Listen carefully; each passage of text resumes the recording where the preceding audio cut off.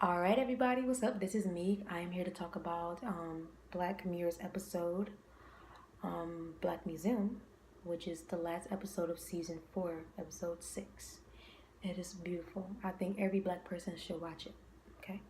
Um, so I'm going to be only talking about the last part of the episode, where Clayton Lee is in the, shows up to the scene. Now, Clayton is a guy that has been accused and convicted of killing a woman. Okay, Clayton is a black prisoner. All right, so Clayton is being accused of killing a woman. Niche is there. Niche is a woman who showed up at the museum to get a tour. Um, because this is like a cool museum. Like, it's full of criminal artifacts. Now you have a very eclectic, kind of whimsical guy, being the museum tour guide, which he ends up being the criminal of it all. Basically, all the stuff in him, not all the stuff, but the stuff he's telling Nish about, is about all the things that he's done, all the crime that he's done. I was just confused as to why he wasn't in jail if he was a criminal, because all of those criminal inventions were his. Somebody can help me out with that. Why wasn't he in jail? But so what I got out of this episode was how how Clayton Lee's experience in that museum, being an artifact, a virtual prisoner, was very connected to the black experience today in American society. Okay, so first of all, I just want to say how Rolo Rolo kind of exploited people. He exploited people that were in vulnerable predicaments. Um, Whether if they were dying, he offered them life. If they were poor, he offered them money. If they had low self-esteem or value or low confidence, he offered them power. That's what this episode showed. Okay, so Clayton the prisoner, all right, Clayton ended up signing over, selling his soul to Rolo, because Rolo promised him that he would help his family, that his family would be taken care of. He sacrificed himself to take care of his family. Like, like, I get it, and not just like I get it why he did that, but like, the black family in this country is so broken up, and you see why the structure of the black family was broken up, because Clayton was convicted of a crime he didn't even do. But Rolo he wouldn't even help him prove his innocence, because he saw more profit in taking his mind more than he saw helping him to become free. Like, that's deep. That's very deep to me. Because we know Clayton was innocent, because Clayton asked Rolo when he was on the phone the first time. He said, Are you going to look into the DNA thing? Because it wasn't me that did this crime. He didn't do it. But who really believes black people when they say we didn't do something? Because we've already seen this criminal. All right, that's one. I got a few notes here that I want to touch on, and I want to do it in a simple way.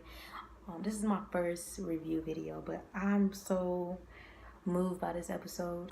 Also, I want to continue to talk about how they break up the black family. Okay, so when Niche basically said, like, you skipped out some parts of the story when you was telling about my father. You skipped out, because first of all, Rolo lied to Niche. He didn't know that was, Clayton's daughter. But Niche asked, like, what happened to his family? The family that Rolo promised to take care of. He said that they abandoned him as soon as he was convicted. And that was a lie, because his wife came up there all the time. And she also set a protest because what Rollo was doing was inhumane. So after she came and actually got to see her husband so broken by the torment that Rollo allowed the museum attendees to do, which was to allow him to be electrocuted over and over again. And they even had a souvenir of him screaming. You know, she couldn't take it. She killed herself. So now Nish was left without a father and a mother. She lost her mother to an overdose of pills and alcohol, and her father to the criminal system. How many black kids can relate to that? Like, so many of us. I want to talk about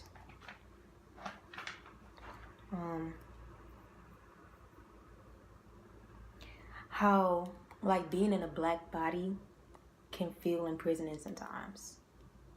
Okay?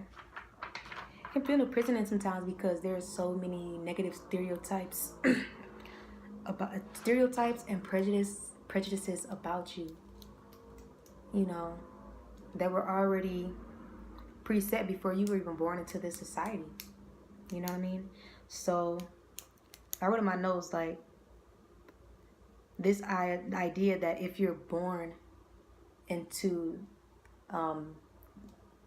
the afterlife in a black body, you're still subjugated to still being a prisoner. You know, I thought that was deep because Clayton, you know, he died a prisoner only to wake up a prisoner again and to, you know, keep reliving suffering and pain and torture and just misery. You know what I'm saying?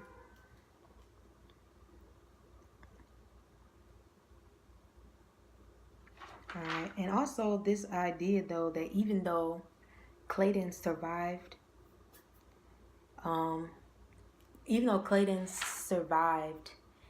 the electrocution, because that's what Rollo said. He said he'll be the first person to survive the death penalty. Even though he survived, he still ended up in a situation where he was better off dead. You know, because he survived only to be in a situation, like I said, of pain. And not only of pain, where his pain was people's entertainment. So we're going to talk about that too, like when the attendees of the museum and the show, I don't think this was done by mistake, but they were all white or they were non-black. They were Chinese, Asian looking. You know, you even had some Latin American, you know, white Hispanics, whatever. They were just having fun electrocuting him and seeing him torture and seeing him in pain, you know. And I just found it interesting how it's called Black Museum, kind of like how your black life is like a statue that people just look at. You know, they just look at it and they think it's for their entertainment or enjoyment, and they don't want to help you. Like, they just see you going through this pain and they think you can deal with it because that's what you're so used to, or they think you deserve this, or they think that's just, you're black, that's what you're I don't want to say obligated to, but basically that's what comes with being black. All right.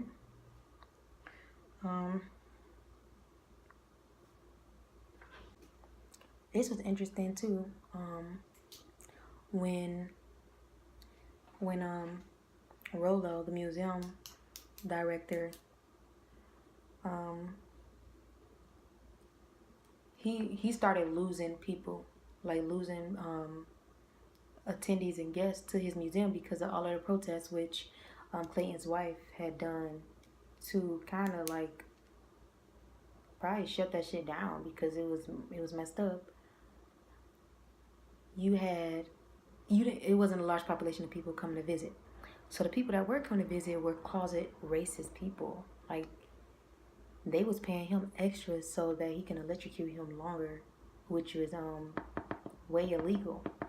But they were so racist and hateful towards black people that they would pay more to get the chance to allow them to suffer. And what was interesting was that when you see these people getting so much joy and satisfaction and pleasure out of seeing, someone suffer, you see the thirst for power that non-black people have. Thirst for power and control as well. My favorite part of the whole show for me, this was a great episode. First of all, because the actors were amazing. Black Mirror hires the best actors and actresses. I just enjoyed the fact that there was a black girl in there that was very tech savvy. She wasn't a corny girl. She wasn't older. She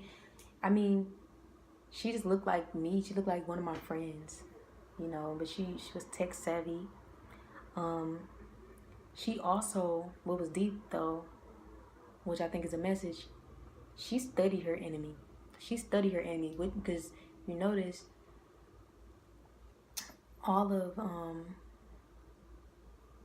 Rolo's inventions, she took them and used them to benefit her, like how her mom died, but she took the rest of her 60% of her consciousness and she uploaded into her mind, which that was Rolo's invention. So sometimes say your enemy can be your footstool. I learned that because we can learn from everybody, and we can use our enemies' tactics to kill them. We can use our enemies' tactics to take our enemies out. Like, that's what I got out of that. I'm a very philosophical person. Let's see. Also, yeah, I just love the fact that she was able to hack into the AC. I love the fact that she found out that she could put a regular conscious into a virtual one. I love the fact that she set her father free. I love the fact that she didn't give up on justice. It's a beautiful show. It kind of reminded me, I was just saying hallelujah at the end of this episode because it was just beautiful. But it was kind of like a rejoiceful moment. Like, even though it's not realistic, I just feel like black people, we all want to feel that salvation. Like, yeah, we defeated our oppressors,